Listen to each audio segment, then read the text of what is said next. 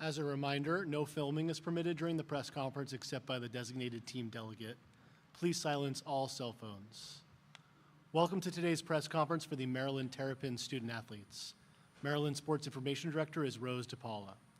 Today we are joined by student athletes Cheyenne Sellers and Jakia Brown-Turner.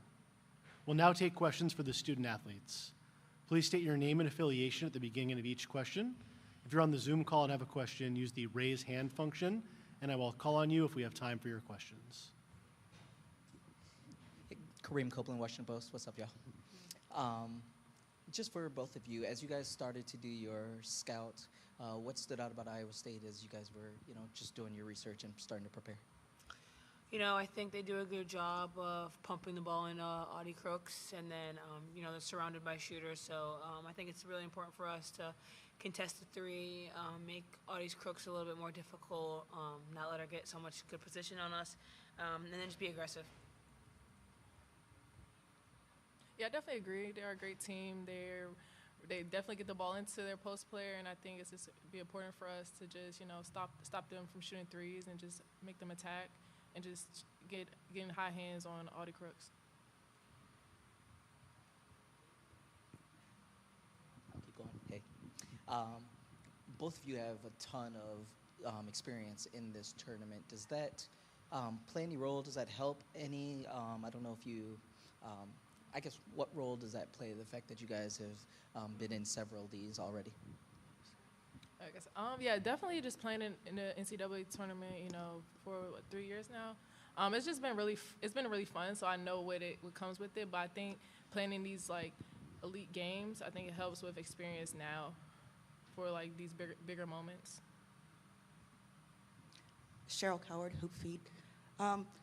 You've had a long trip. It's a cross-country trip, coast to coast. How has it been so far getting acclimated in 3 time zones away? I think it's nothing new. Honestly, I like coming to the West Coast because I feel like we gain 3 hours of sleep. So that's how I think of it. But, it's been good for us. A lot of recovery, a lot of water, just trying to hydrate and stuff like that and stay ready. Okay, I can go. No, the flight it was probably one of the best flights I've ever been on in my life, honestly. So it was a smooth flight over here. We made sure that we stayed awake a good amount of the time so we wouldn't be too tired. It's just been a fun trip so far. It's great weather here, so it's been cool. Hi, ladies.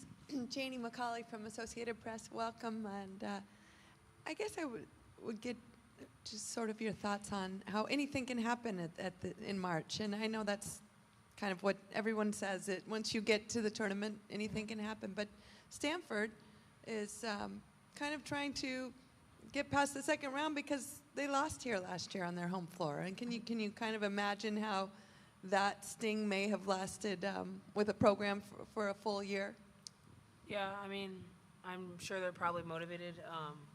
Right now we're just trying to stay focused on Iowa State. We take it one game at a time because if you look too far ahead, that's how you get upset.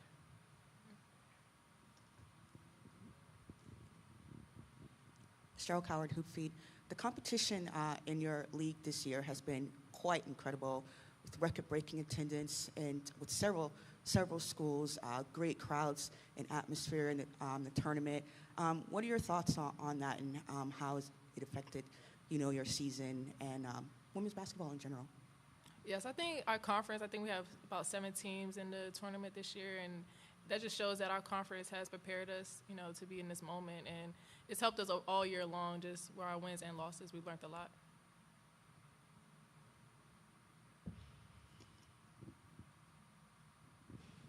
Speaking of the conference, what did you guys learn? What do you take from that Big Ten tournament, the big win over Ohio State and then the loss to Nebraska?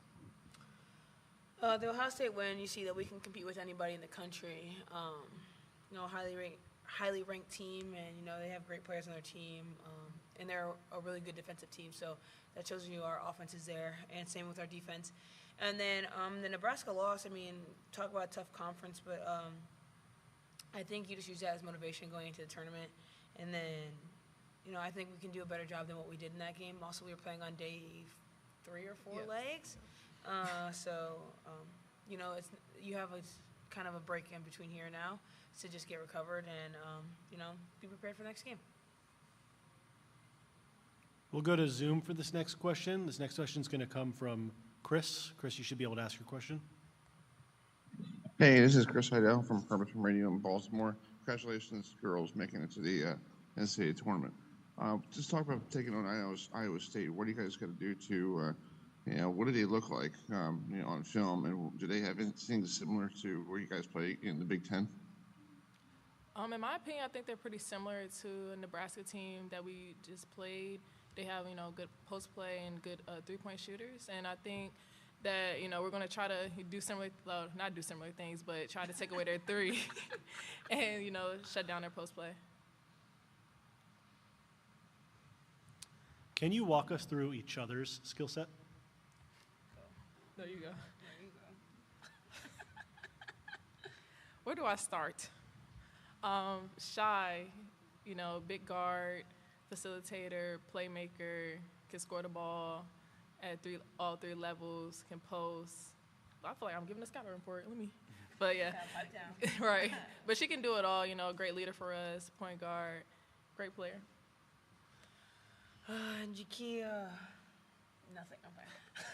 Make it good. Great shooter, great post presence for us. Can defend at all five positions. Can pass the ball. Can attack. I think he's just hungry. A hungry athlete. Can compete with anyone. And she's a great piece for us. Thank you, Shaw. One last one for me. Shy, I know your dad's always got messages. What was the message before you guys left? What was the last thing he said before heading out this way? He was bugging me to figure out what day we were playing so he could book his flight. That was literally it. And I haven't talked to him. He's on his flight right now. He's trying to, he's getting here. That's all I know.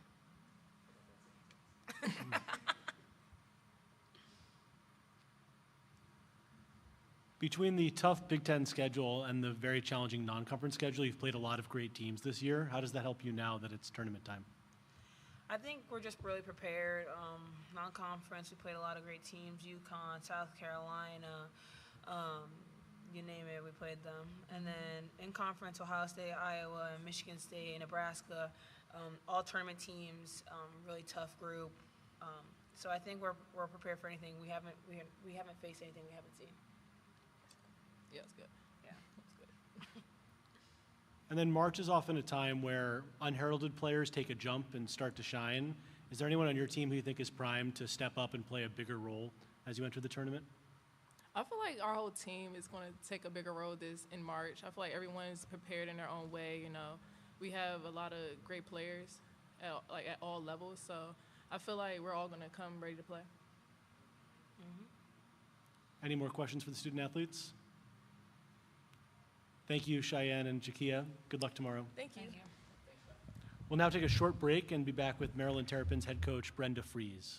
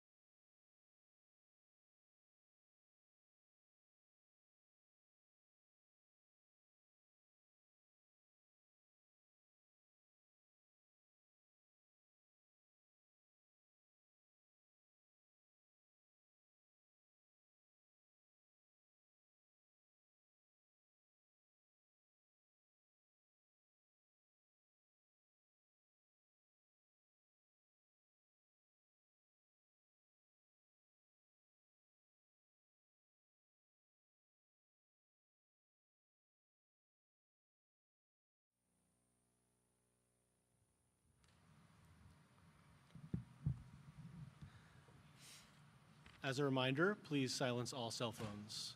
Welcome to today's press conference for Maryland Terrapins head coach Brenda Fries. Maryland Sports Information Director is Rose DePaula. We'll now take questions for Coach Fries. As a reminder, please state your name and affiliation at the beginning of each question. If you're on the Zoom call and have a question, please use the raise hand function, and I will call on you if we have time for your question. Hey, Brenda. Hi. Kareem Copeland, Washington Post. As you're doing your scout, what stood out to you about Crooks, and without giving away the game plan, how do you slow her down? Truly just a tremendous player, low post presence. I can't believe she's just a freshman. Someone we know extremely well. We recruited her out of high school. But, you know, it gives them a phenomenal inside-outside presence when you talk about her scoring ability and her rebounding ability. And then you have all the three-point threats that you're always going to have from Iowa State players. So truly a tremendous inside-outside presence that we're going to have to, you know, defend really well.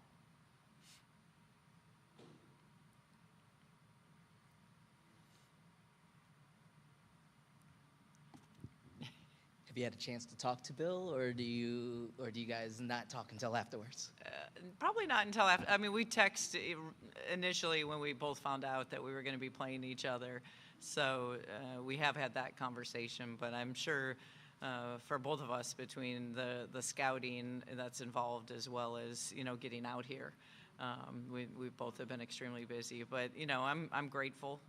You know, this is, you know, an incredible experience and opportunity to be going against, you know, your mentor, someone who's been really impactful in my life. I wouldn't be here today had it not been for Bill asking me to come to Iowa State and be a part of that rebuild at the time. So pretty special to have this matchup. Tommy Birch, Des Moines Register. Hey, I was just kind of wondering, what are your impressions of Iowa State's young team, even outside of Crooks, too?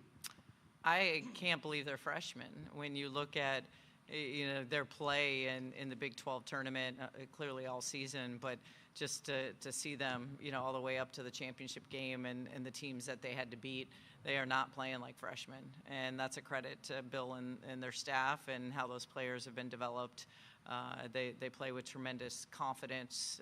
They each know their role, and you know, they clearly on paper that's just a classification because they're really talented.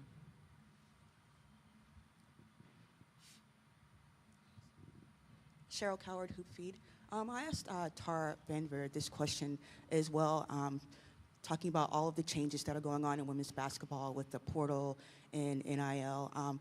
What are some of the things with all of these changes going on, and in light of, you know, many coaches retiring, Katie Meyer today, some of the things that keep you excited about the game and coaching? You know, you know, it has made it difficult.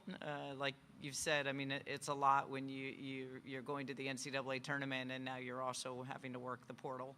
But I think the thing that makes every coach excited is the players. You know, we wouldn't be in it, I don't think, if it wasn't for, you know, the players that you get to coach every single day and mentor within your program. So, you know, I think we all got in it for those relationships, and to be able to, you know, within those bonds, be able to mentor and make them better people and prepared for the real life when they graduate. There's just been, you know, more elements that you have, more factors that you're having to kind of work that is just different and unique to all of us. We'll go to Zoom for this next question. Vasilios, you should be allowed to answer your question now. Vasilios Nicolau, WUSA 9 coach. How do you plan on preparing for a game like this? What makes it different from preparing for a game in the regular season, without giving too much away, of course? Yeah.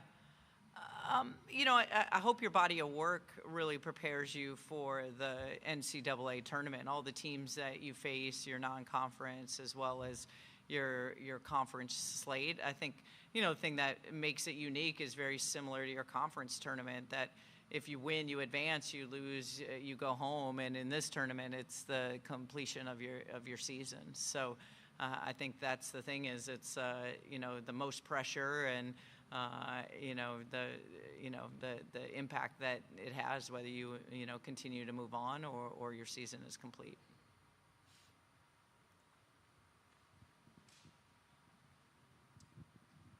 What's the key to getting Bree a little bit back on track after a couple slow games at the end of that tournament?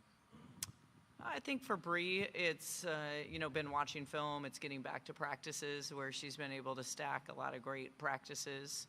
I think she's in a great place.